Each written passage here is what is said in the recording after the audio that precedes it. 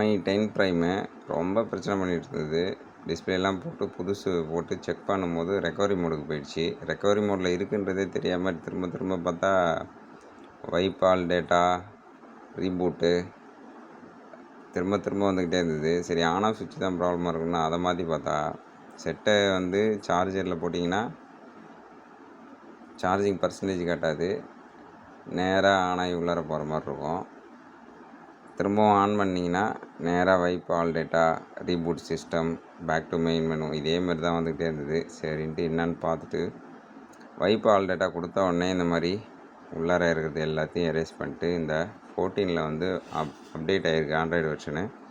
So இதுக்கப்புறம் எப்படி FRP லாக்கை ஓப்பன் பண்ணலான்னு பார்ப்போம். எஃப்ஆர்பி லாக்கு இருந்ததுன்னா எப்படி ஓப்பன் பண்ணலான்னு அடுத்த பார்ட்டில் பார்ப்போம். ஸோ கொஞ்சம் கவனமாக பண்ணுங்கள்.